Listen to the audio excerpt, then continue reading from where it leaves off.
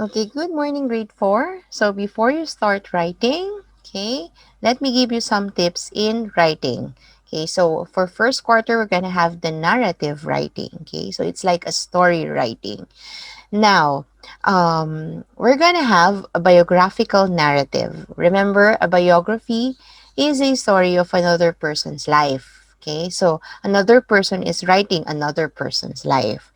Okay, so as we move on to this week until next week, it's actually what we call stream week. We're gonna do your projects in English, science, math, social studies. Okay, they are all related, integrated. Okay, so we're celebrating the Black American month. Okay, so we selected one African American, mathematician and scientist. So for English, your project is that you're going to do a biographical narrative about Benjamin Banneker. Okay, so but before you start with that one, let me give you some tips in writing your narrative writing. Okay, let me share my screen with you. Okay. Okay, so here are my tips.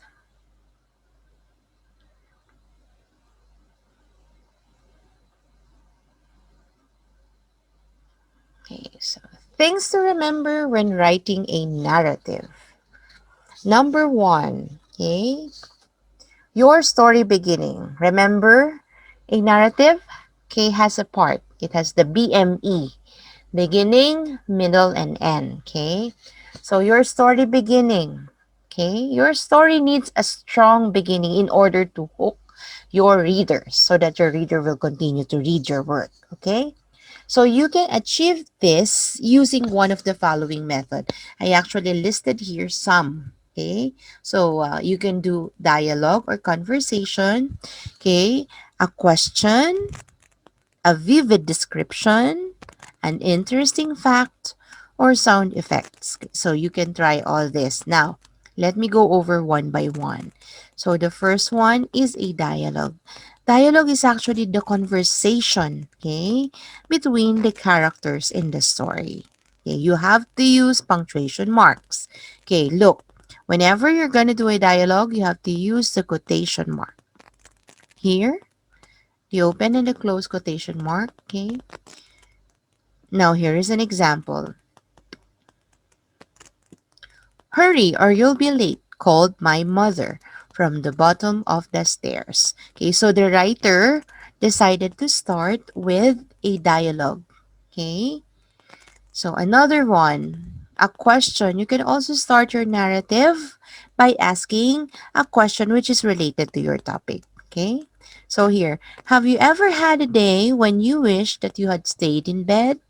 Okay, so that's a good question to start with. Okay, another, you can also have a vivid description of the setting. Okay, setting is the place and the time, right? So you can describe it vividly, meaning you can almost paint that one in your mind. You can imagine it. Okay, so here I have an example. The sun was warm on my back as I raced toward the waiting yellow school bus. So you already know, okay, from here, okay, the temperature outside is very warm. And, okay, the character is waiting for the school bus, right? So, there is a vivid description of the setting, okay? Next, you can also give an interesting fact, okay? You give an interesting fact. So here, shock has been known to kill 10-year-olds. So this is like a fact that will catch your readers' attention. Okay, let me read it entirely for you. Shock has been known to kill 10-year-olds. It can cause their brains to explode and their heart to stop dead still. Okay, I think this is very interesting. It will catch the reader's attention because you will say, "Huh? How can that be?" Okay, so once you're able to get your reader's attention, Okay, that's a success already. Now you have to maintain it as you go on with your story. Okay, so that's another way. And another one, sound effects. This is very interesting, very nice. I mean, I love using this one whenever I write. Okay, so you give a particular sound, like for example, closing of the door. Okay, something fell down, something crash, boom, something like that. So here's an example. Buzz, the sound of my alarm clock droned in my ears as I struggled to come awake. So, buzz, actually, that's the sound of the alarm clock. Okay, so you can start your narrative writing also with this one. Okay, so number two, tip number two, paragraphs. Okay, what do I mean by that? Be sure your story has paragraphs. Okay, they tell when you're switching time, place, topic, or speaker. Okay? And they help break the page up so it's not just a solid block of writing. Okay? So you have to cut your story into paragraphs. Now, you might ask me, how do I know when to start a new paragraph? Okay? So these are a few standard times to make a new paragraph. So when? Okay, first, when you start in on a new topic. Okay, so when you're starting in a new topic. Next, when you skip to a new time, for example, you're writing about your day. Okay, a day, okay, in your a day, for example, a school day. So your first paragraph could be when you were preparing, okay, to go to school, right? So you can have the first paragraph. And then another time, another paragraph, you were already in school. So that's another paragraph. Okay? Another, when you skip to a new place. Okay, so let's use that same example. So, for example, you're writing about a weekday, okay, wherein you're gonna go to school. So, in your first paragraph, you're gonna talk about your preparation at home, like you took a bath, you eat your breakfast, things you did at home. And then the next paragraph, you're gonna talk about probably the bus ride, right? So you can talk about your school bus. What did you do there? And then on the third paragraph, you can talk about the school already. Okay. So another one, fourth one, when a new person begins to speak. So probably you can start with a dialogue in this one. You can put, a dialogue, okay, a conversation that happened between student and teachers. So you're now gonna start with what the teacher said. Probably the teacher said, "Good morning, class." You can start your new paragraph with that one. And then when you want to produce a dramatic effect. Okay, so these are some standard times when you have to make a new paragraph. Now let's go on to tip number three, capitalization and punctuation. As always, whenever you write, you have to observe capitalization and proper punctuation. Also spelling, the caps, remember? Okay, so capitalize. You have to capitalize the beginning of sentences. Okay, proper nouns. Okay, names. Okay, also properly punctuate your word. Make sure the end marks are there. Question mark, full stop, exclamation mark. Okay? Make sure you have it in there. Okay? Also, you use commas when joining sentences with the conjunctions, addressing a person, or quotations. Okay? Tip number four, use rich words. Okay? Remember when I was telling you, okay, when do you need to substitute words like and, okay, remember that one? You have to substitute words in order to make in order to make the writing, okay, the sentence or the paragraph, okay, more pleasing and, okay, more meaningful. Like, now for this one, remember words such as said, went, and put. Okay, This one is like actually like a version of that one. Although these are action words. Said, went, and put. Because we always use this. Okay? They are dead. Meaning, actually, we've been using this one a lot of times. We always use the word said whenever we have our dialogues. We use this over and over and over. Okay? We have to change it. We have to substitute. Use words that describe the action instead. Now, let's give an example. So here, went. We always use the word went. She went to work. She went to school. Now, we can describe. Okay? So here's an example. My dad went to work. Okay? Instead, use my dad raced to work. Meaning, okay, when you say raced, you're rushing, right? So probably the dad rushed to work, just like racing. Another one said. We always use the word said, okay, with dialogues. She said, mother said, he said, okay? So we have to change it. Okay, so I have an example here. Jane said she had a secret. So instead, how can we change it? Look, it's a secret, right? Now, Jane did not just say it. Jane whispered. So instead of saying said, you use whispered. So Jane whispered to Peter a wonderful secret. So see, whisper is better than said. Okay, so we substituted. Okay, we try to replace the word with another one that is more exact.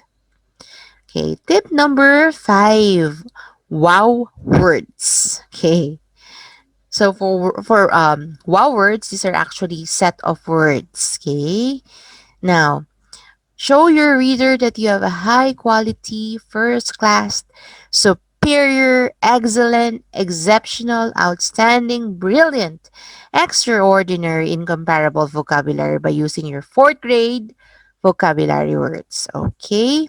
So, this one has something to do with okay, substituting of words still.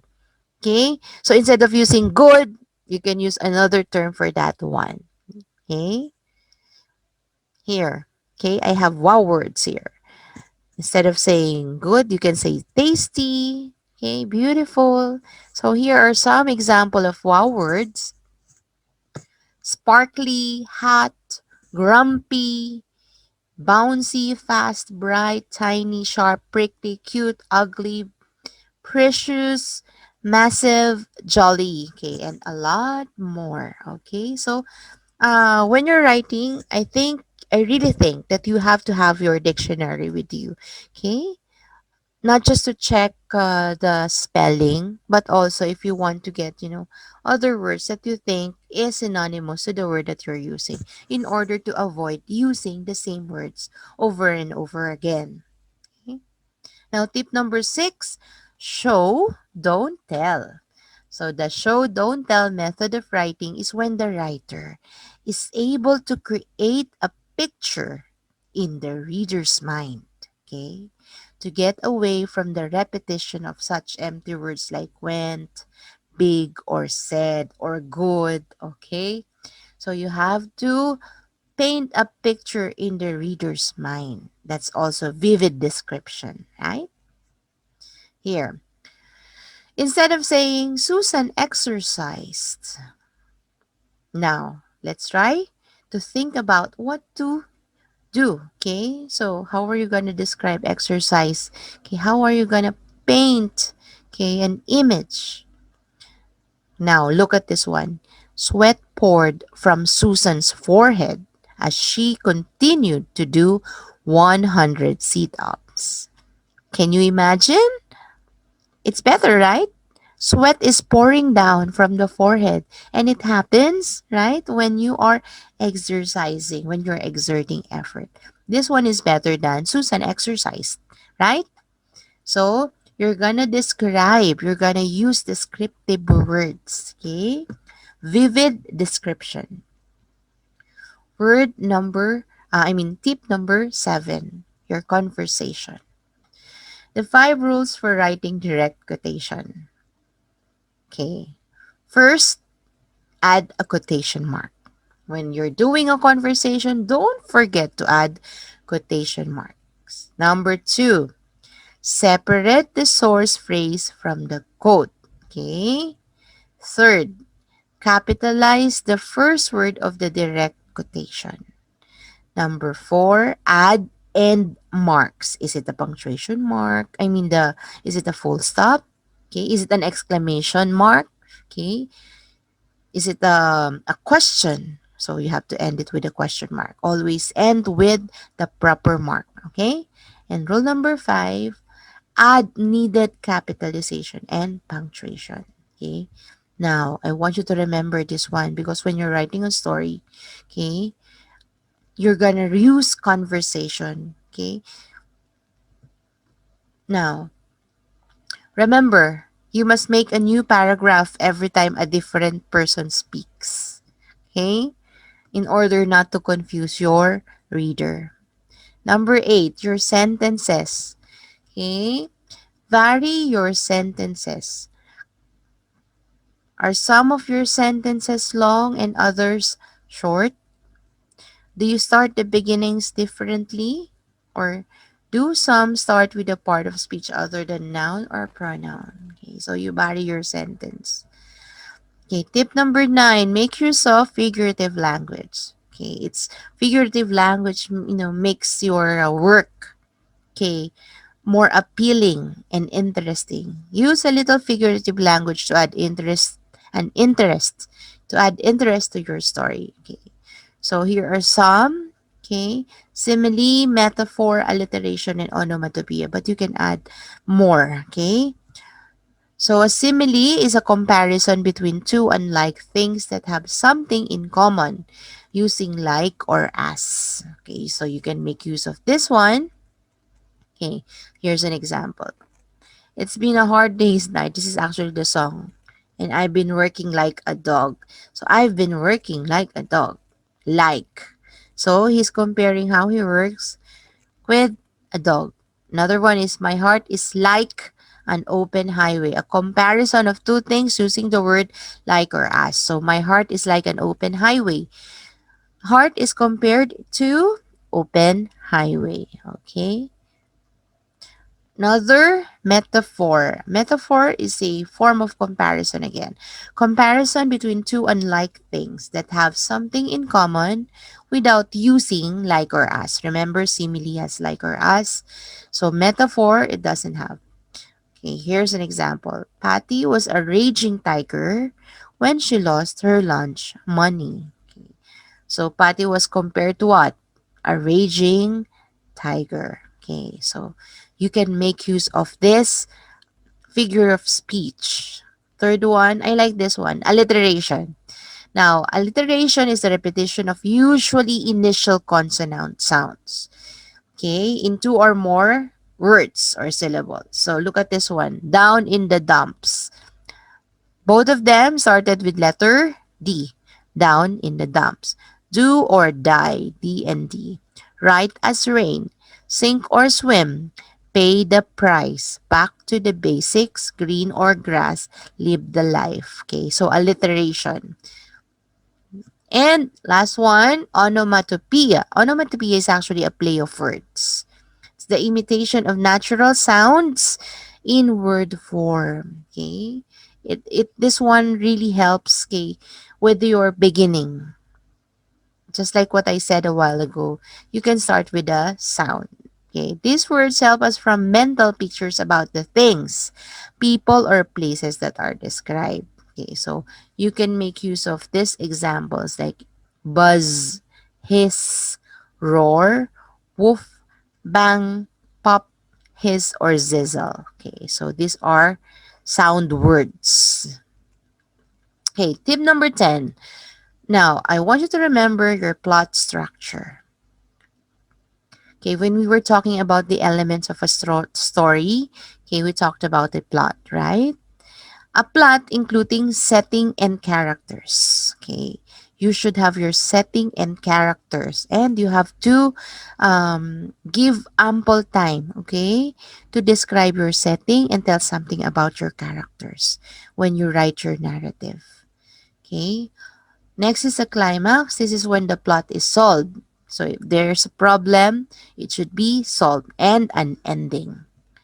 Okay. So for the beginning, in the beginning of your story, you should introduce your characters. Okay. The reader should also know about the world your characters live in, which is the setting, also the time. Okay. So we know that setting is two kinds, right? The place and the time. So you have to describe it. Next, the beginning of your story is also the place where your plot is first introduced, also the problem. Okay, so the middle. Now, your story needs to build to something exciting. Okay, write about a simple problem, okay, that you encountered. Okay, the character encountered. Your middle should include actions, dialogue, sensory details, thoughts, and feelings. Okay? Now, finally, after that one, you're gonna write about your ending, the end of your narrative.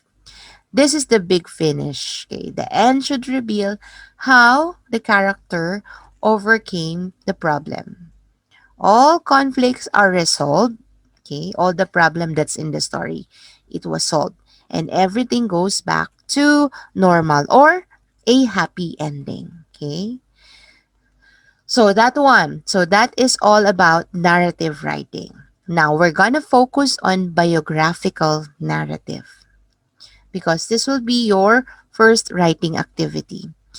We know that a biography is a story about a person's life written by another person. Okay, it can be in essay or story form, but we're gonna do the story form. So it's a biographical narrative is a story about a person's life in form of a short story or a narrative. That's why it's biographical narrative. So what should be included in my narrative? Okay, what should I add there? Okay, you should add three things. Okay, when you're doing your brainstorming, look for these things. You need these three things in order to write your biographical narrative. The person's childhood. You have to search for this one. You have to do a research. Okay, the person's childhood should include the date and place of birth, the parents, okay, the job of the parents, where they live, how they lived, and things he or she does when she was young. Okay, you can even tell something about the school, okay, his first school, or and other things about his childhood. Okay, the second thing that you have to have, okay, while you're doing your research, is the person's adulthood. This is the time when he's grown up already. So you're gonna talk about his studies. You have to have this, huh? You have to do a research about university days. So what did he finish? Is he a doctor? Is he a lawyer? Is he a farmer? Okay.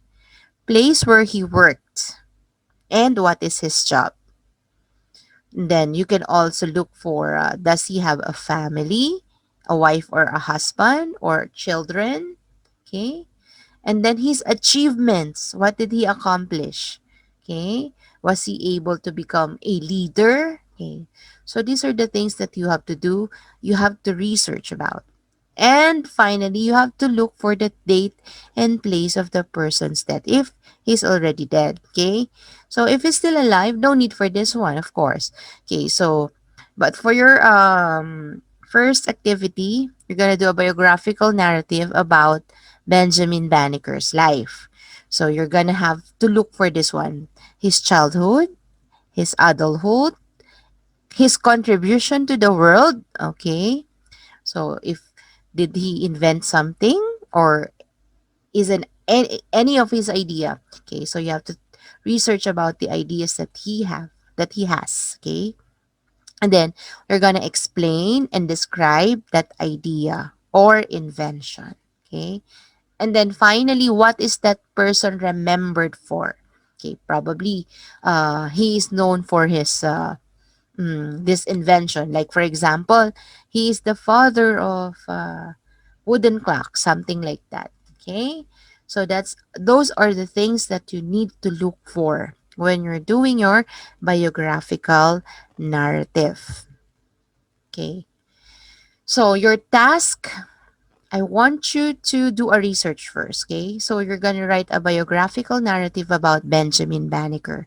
So why Benjamin Banneker? Okay, Benjamin Banneker is actually an Afro-American, okay, and we are celebrating the Black American Month, okay, because we're celebrating the equality between the black and the white. So if you've noticed, your project for math has something to do with this one too. His clock, I think clockmaking, right? And then for social studies and science too, it's all related to the celebration for this month. Okay. So for English, you're gonna write a biographical narrative about Benjamin Banneker. Okay, just like the story. Hey, the story that we just had. Okay, My Brother Martin by Kristen Faris King. Okay, so you're gonna make something similar to that. Okay, although we know that we cannot put a lot of conversation. We're just gonna base your work on your research. Okay, so you have to follow the process of writing. So you're gonna start with brainstorming. Okay, so when you do your brainstorming, your planning, I want you to have a separate paper.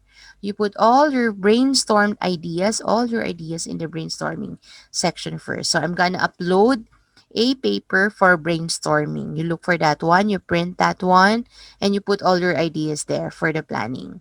So you're gonna do a research about the life of Benjamin Banneker. Gather all the information you need to write the narrative, okay?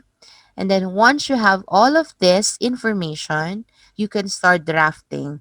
When you draft it, okay, you're gonna use a separate paper, okay?